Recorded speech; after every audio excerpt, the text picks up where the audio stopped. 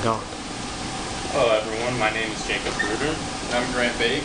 And we will be explaining today why GMOs or genetically modified organisms are good for consumption. And I will be explaining why they are good, and Grant will be explaining why they are bad.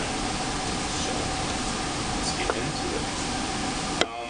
I did some background research over genetically modified organisms, and I found a quote online that I found to be helpful on why genetically modified organisms, and the quote is, genetically modified organisms, or GMOs, may sound more like something out of Star Trek rather than anything you'd expect to find on your dinner plate. They are plants that have been changed by scientists, but they aren't something new. They've been sold since 1994, and this quote just explains that GMOs aren't something that's out of science fiction, and that they've been around for quite some time. And the fact is that some of you probably ate something that was genetically modified and you had no idea about it. So some genetically modified food include 85% of corn, soy plants being the most heavily genetically modified, yellow crookneck squash, zucchini, alfalfa, canola, sugar beets, and milk.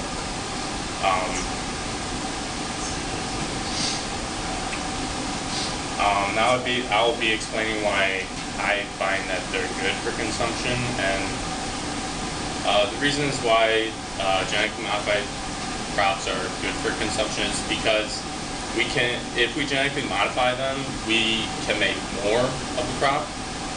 And making more of the crop will lower the price, and lowering the price is obviously good for the economy, because then you can buy more food, and that's always a good thing. Am I right? And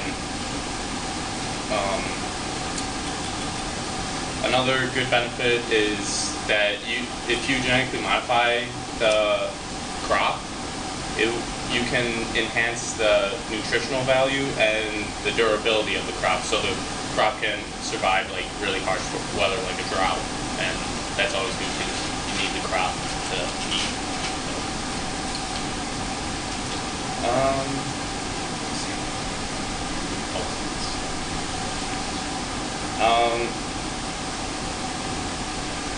Yeah, like I was saying before, it can help someone financially buying the crop, because it lower the price so they can buy more food for their family or for themselves. And another quote that I found to be helpful was, fans of GMOs say that they will help feed the extra 2 billion people that will fill the planet by 2050. Farmers can grow more food because these plants can live through a drought or a cold snap. They aren't as likely to die from disease. And the fact is, our planet's population is always increasing, so we're going to need more food to feed more people, because if we have less food, then we can't feed more people, and that's always bad, because we need food. Food's good.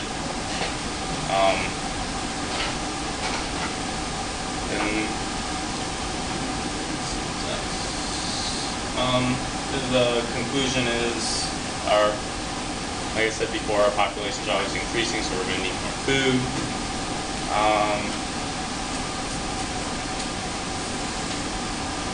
And that pretty much sums up why I think genetically modified organisms are good.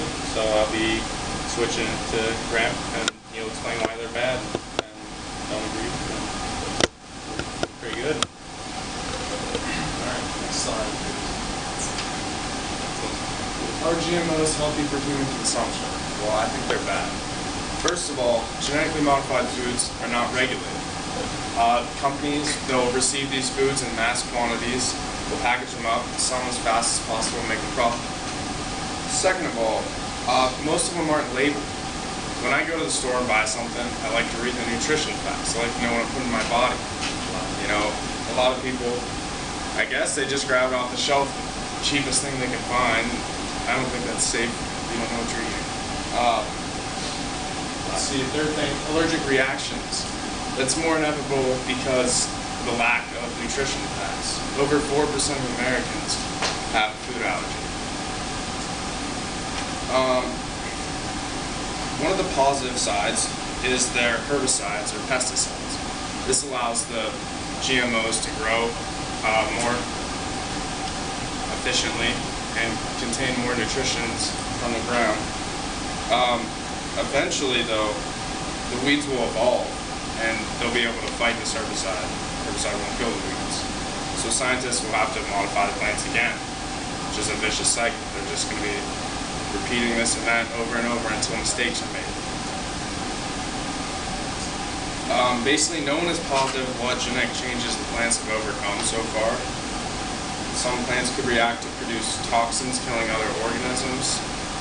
This could be bad if a corn plant leaves toxins in the ground.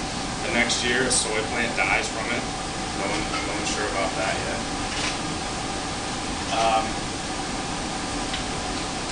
No one is sure of future outcomes. I mean, I know they've been around for 20 years. That's really not that long in an ecosystem. There's billions of years old. So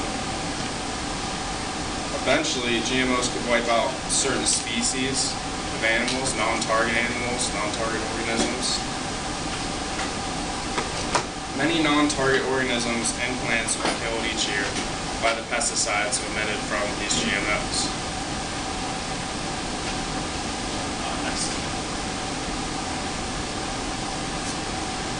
Okay, not enough evidence.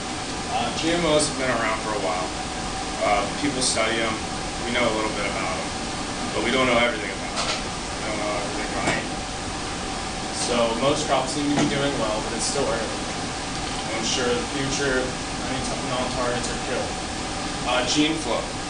Gene flow is a major problem for GMOs. Gene flow is the free flow of alleles from one genetically modified organism to another.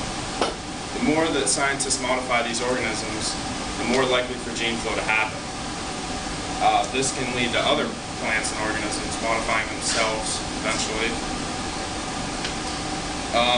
In the end, gene flow could lead to alternate organisms and a changed world as we know it. If plants start evolving themselves, maybe humans can't even consume them eventually. It could be poisonous to us.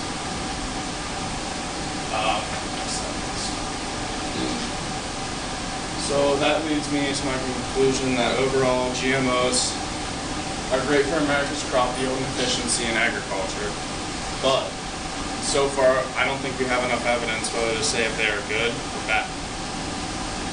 Future problems could take place due to all the genetic modifications, and there could be problems in the future from what we did in the past. And that is our presentation on human consumption of GMOs. Is there any further questions? All right, thank you.